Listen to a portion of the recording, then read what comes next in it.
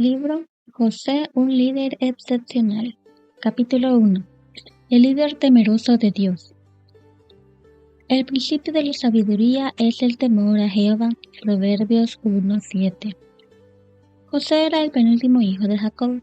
Había nacido tiempo después del ruego desesperado de su madre Raquel a su padre: «Dame hijos, porque si no, me voy a morir». Génesis 31. Tristemente, Raquel perdió la vida al dar a luz a su segundo hijo, Benjamín. Después de esta lamentable pérdida, ambos hermanos quedaron bajo la protección de Bilha, la sierva de Raquel, que junto a Jacob se encargó de dispensarle su más tierno cuidado. La sobreprotección de su padre pronto se convirtió en un gran problema para José. En el relato bíblico leemos que Jacob amaba a José más que a sus otros hijos, porque le había nacido en su vejez.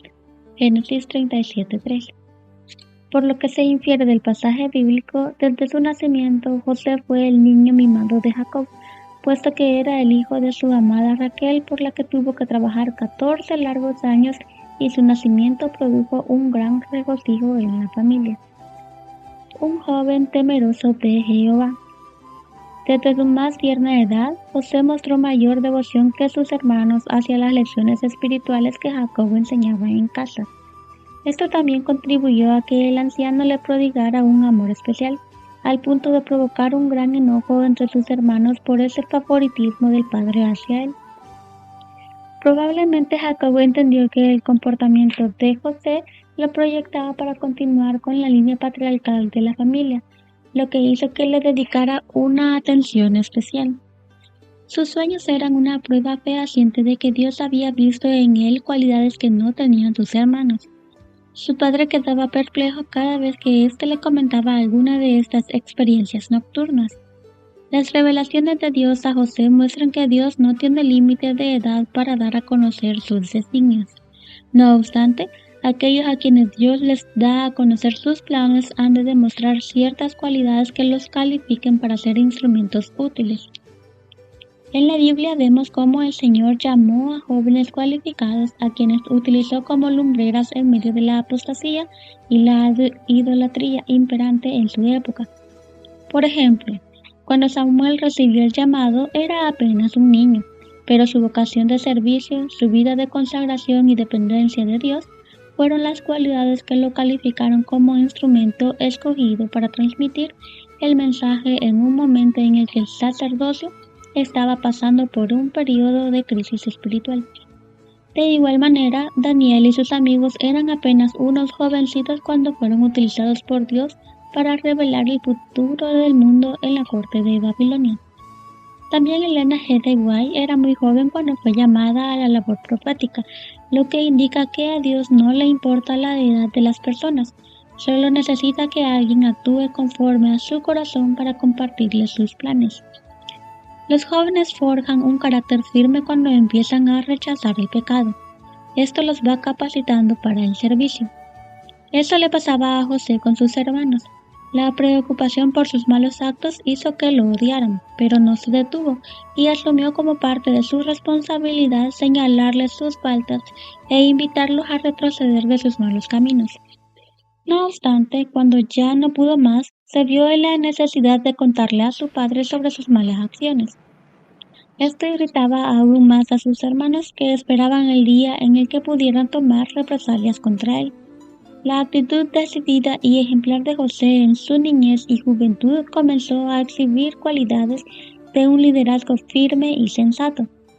Desde su juventud, José fue marcando la diferencia con sus hermanos, que se comportaban como hombres impíos.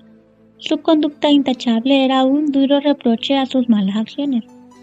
¿Cuánto necesita la sociedad actual jóvenes que sean capaces de marcar la diferencia en cuanto a honestidad, integridad y respeto a la ley de Dios?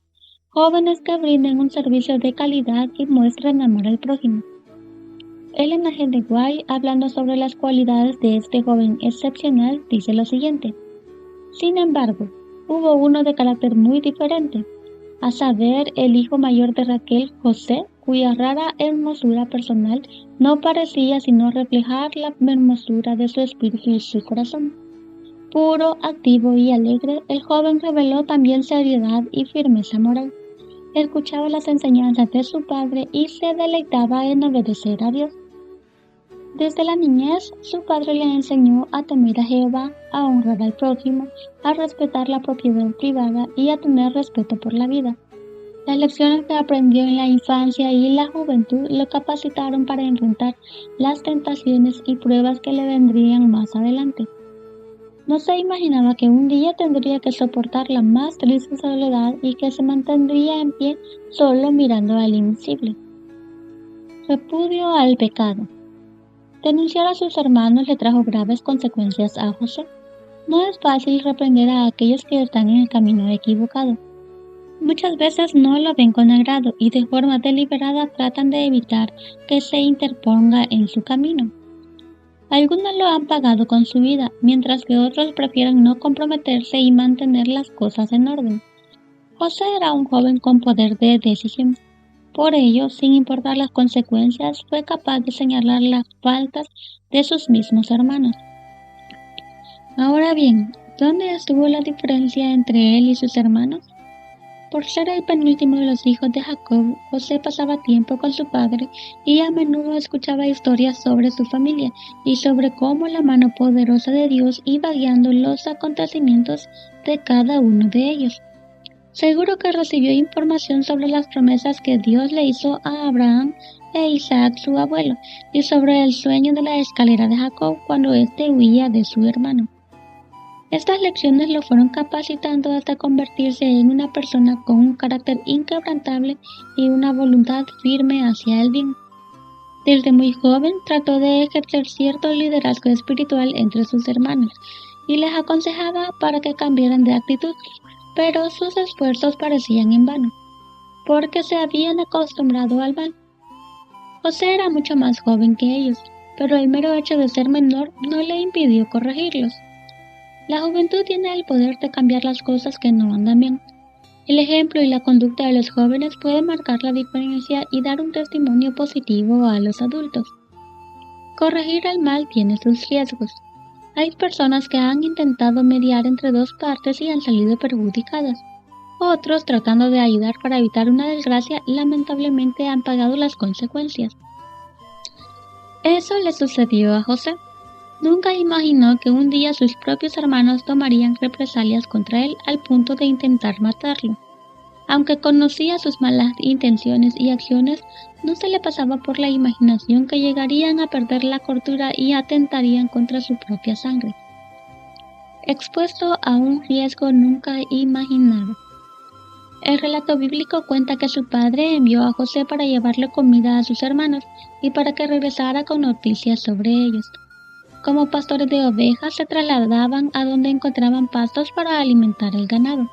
Por ello se ausentaban durante mucho tiempo del hogar y su buen padre se preocupaba por ellos. Al llegar a Dotán, José se llevaría una gran sorpresa porque sus hermanos, al verlo de lejos, idearon planes malvados contra él. Hace un tiempo escuché decir a un predicador que el ser humano no puede acabar con la vida de aquel Hijo de Dios que aún no ha terminado de cumplir la misión que le ha sido asignada. Esta declaración me llevó a pensar en los sueños que José había tenido desde su adolescencia. En la flor de su juventud, Dios comenzó a revelarle los planes para su vida. Dios no iba a permitir que sus hermanos le dieran muerte para enterrar el cumplimiento de sus sueños. Recordemos sus declaraciones. «Ahí viene el soñador», exclamaron. «Vamos, matémoslo y echémoslo en una cisterna. Luego le diremos a nuestro padre que algún animal salvaje se lo comió. Veremos en qué paran sus sueños». Génesis 37, 19 y 20. Todo aquel que se coloca en las manos de Dios será librado de cualquier prueba difícil que le sobrevenga.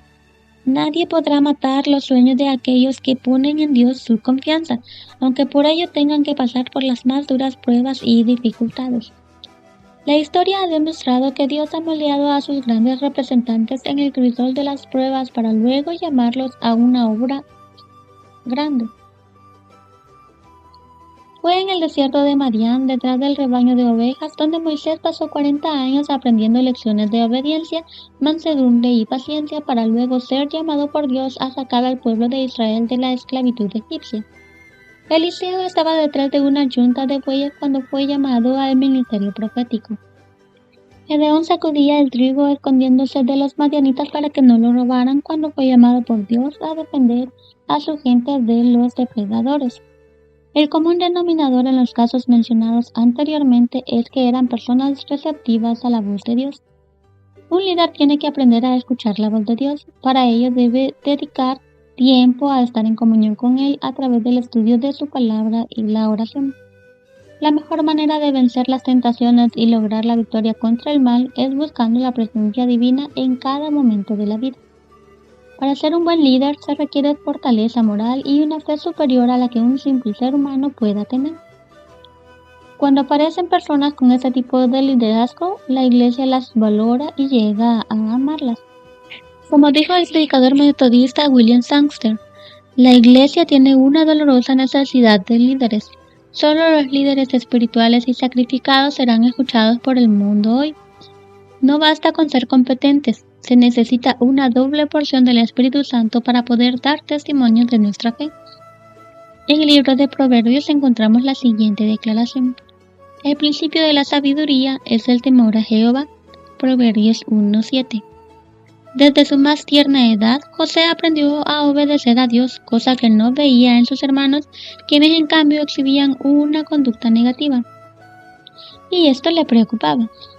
Los líderes han de ser personas que se interesen por los demás y que se ocupen en hacer todo cuanto puedan para ayudar al prójimo, aunque tengan que enfrentar peligros y privaciones. Como dijimos anteriormente, corregir el mal tiene sus riesgos y puede generar consecuencias. A veces puede implicar perder a los seres queridos o a nuestros mejores amigos. Las circunstancias pueden hacer que seamos privados de la libertad por una falsa acusación, como le pasó a Daniel, o ser desterrados como en el caso de José. No obstante, aquellos que hacen lo correcto, a donde quiera que vayan, irán acompañados por Dios, estén en la cisterna oscura y fría, en la celda más segura o en el más solitario desierto de la vida. Conozco la historia de un joven cristiano que fue nombrado para ocupar una posición pública en la que tenía que supervisar la entrada y la salida de materiales de aquel lugar. Al llegar descubrió que en esa dependencia existía una mafia que falsificaba documentos para reportar trabajos, así como entregas y servicios no realizados. De inmediato le advirtieron de que si no se sometía a las reglas de juego impuestas por ellos, tendría que irse. El joven informó sobre la corrupción a su superior inmediato, que hizo la vista gorda y como consecuencia, este joven tuvo que abandonar el trabajo. No siempre será fácil para los hijos de Dios. No creamos que todo saldrá siempre bien, la vida no funciona así. Luchamos contra las fuerzas del mal y en ocasiones seremos golpeados con las más fuertes pruebas y tentaciones. El apóstol Pablo nos dice, la batalla que libramos no es contra gente de carne y hueso, sino contra principados y potestades, contra los que gobiernan las tinieblas de este mundo. Efesios 6:12. Jesús también tuvo que pasar por el desierto de la tentación. El Señor no ha dicho que será fácil, pero nos ha prometido que no seremos desamparados. Recordemos las palabras del Señor. No temas porque yo estoy contigo. No desmayes porque yo soy tu Dios que te esfuerzo. Siempre te ayudaré, siempre te sustentaré con la diestra de mi justicia. Isaías 41:10. La garantía de la protección divina está asegurada para todos aquellos que hacen lo correcto, a pesar de las circunstancias adversas por las que tengan que pasar y las pérdidas materiales que deban sufrir. Quizá te preguntas por qué tienen que sufrir aquellos que hacen lo correcto. Nunca tendremos la respuesta más apropiada a esta interrogante. Sin embargo, podemos estar seguros de que el pecado es el causante de la tragedia humana, y aunque el enemigo se ha empecinado en dañar a aquellos que son leales a Dios, su protección y cuidado siempre estarán garantizados. Se necesitan líderes con el toque radiante de lo sobrenatural en el servicio de Dios y al prójimo. Parece lógico que a las personas malas les sucedan cosas malas, pero no comprendemos por qué una persona que hace el bien tiene que sufrir de manos de los malvados. Cuando eso sucede, la tendencia natural es preguntarse dónde estaba Dios en ese momento. Hay quienes sostienen que no es compatible un Dios de amor con las situaciones difíciles por las que tienen que pasar aquellos que tratan de hacer lo bueno. El dolor y el sufrimiento llevan a muchos a cuestionar hasta la misma existencia de Dios. Howard Andrews señala que Dios tiene un propósito especial al permitir el sufrimiento humano en medio de un mundo caído. Su opinión es que nuestra mente finita no siempre lo podrá comprender, pero en su palabra encontramos suficiente luz para confiar en que Él tiene el control y continúa obrando a favor de sus hijos. Cuando el daño viene del círculo más cercano. Como dice el relato bíblico, el daño infligido a José vino de sus propios hermanos. Sí, de su misma familia, como represalia por haber mantenido informado a su padre sobre su mala conducta. Un líder puede recibir ataques de cualquier dirección, incluso de su círculo más cercano. Quienes menos podamos imaginar pueden ser nuestros peores enemigos. Por ello, es preciso tener los ojos abiertos. Resulta doloroso saber que nuestros mejores amigos, nuestros protectores, aquellos a quienes hemos soportado, ayudado y protegido, de repente nos dan la espalda y son los que lanzan los dardos más encendidos contra nosotros. Los hermanos de José trataron de matarlo. No solo se trataba del manto de diversos colores que llevaba puesto, tampoco de los comentarios sobre su mala conducta. Se trataba además de sus sueños, que presagiaban que en un momento de la historia, tanto ellos como sus familias se rendirían a sus pies. Más que cualquier otra cosa, su preocupación estaba en que él ejercería un liderazgo superior al de ellos. Por esa causa intentaron deshacer sus presagios. Notemos la siguiente declaración del escritor de Génesis. Cuando los hermanos de José lo vieron acercarse, lo reconocieron desde lejos. Mientras llegaba, tramaron un plan para matarlo. «Ahí viene el soñador», exclamaron. «Vamos, matémoslo y echémoslo en una cisterna. Luego le diremos a nuestro padre que algún animal salvaje se lo comió. Veremos en qué paran sus sueños». Génesis 37, 18 al 20. Los sueños de José eran los que más torturaban a sus hermanos y la mejor manera de resolver el asunto era eliminando al soñador. Una gran lección que debe aprender todo líder es que aparecerán personas que tratarán de matar al soñador para que no se cumplan sus sueños. Por ello debemos estar alerta y no bajar la guardia. Además, los líderes jamás deben matar los sueños de sus subalternos. Es su misión ayudarlos a crecer, a darles un impulso, a creer en sus propuestas, discutir sus ideas, ayudarles a mejorarlas y cuando sea posible, moverlos en la dirección adecuada para acercarlos más a sus metas. Los líderes deben influir de manera positiva en los demás. En algún momento será necesario llamar al pecado por su nombre y debe ser hecho con total determinación. Aunque tenga que correr riesgos, debe estar dispuesto a pagar las consecuencias. Si el pueblo de Israel no hubiera comenzado a caminar sobre el mar, probablemente no se hubiera abierto para cruzar al otro lado. Hay que estar dispuestos a mojarse los pies para avanzar. Para los líderes cristianos representa un gran reto ser leales a Dios en medio de la podredumbre que nos rodea, porque los demás los ven como una especie rara.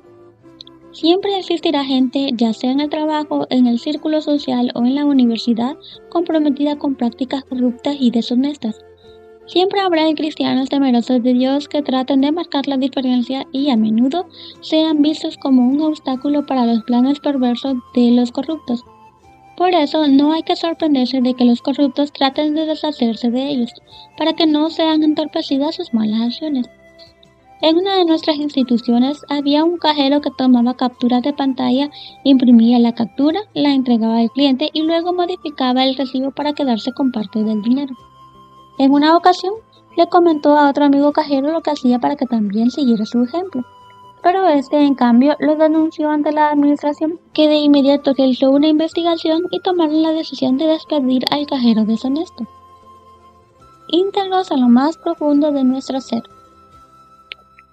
La sociedad de hoy está reclamando de sus ciudadanos una mayor integridad y transparencia. Los funcionarios públicos que cometen actos que atentan contra la moral y las buenas prácticas son vistos como personas no gratas en los círculos sociales e incluso les vociferan palabras hirientes por su mala conducta. No todo el mundo está capacitado para dirigir y ejercer funciones de liderazgo, aunque generalmente la mayoría quiere serlo. Muchos se deslumbran por una posición, Son atraídos por el trato preferencial que reciben los líderes, la fama, las compensaciones económicas y hasta piensan que su relación familiar cambiaría radicalmente al llegar a una posición de poder. A menudo sienten admiración por la bonita familia que exhiben algunos en posiciones importantes y argumentan que es el resultado del puesto que ostentan. Con frecuencia razonan: en el momento en que esté en esa posición, todo cambiará para mí, para mi entorno social y familiar, pero no necesariamente será así. Recuerda que cuanto mejor seas en lo que haces, mayores serán los ataques que tendrás que enfrentar. Aunque no estás solo, Dios estará a tu lado sosteniendo tu vida y dándole un nuevo rumbo. La excelencia requerirá de un carácter moral, de sufrimiento y de duras luchas, pero al final darán sus frutos. Reflexión. La edad no es un impedimento para que Dios comunique sus planes a cualquiera de sus hijos. La historia ha demostrado que, sin importar la edad, muchos han sido instrumentos de bendición para otros. En este tiempo, el Señor está llamando a personas de todos los estratos sociales para que brinden consuelo y esperanza a quienes necesiten una mano ayudadora. Un joven puesto en las manos de Dios puede hacer cosas grandes en favor de los demás y ejercer una influencia tal que cambie todo su entorno.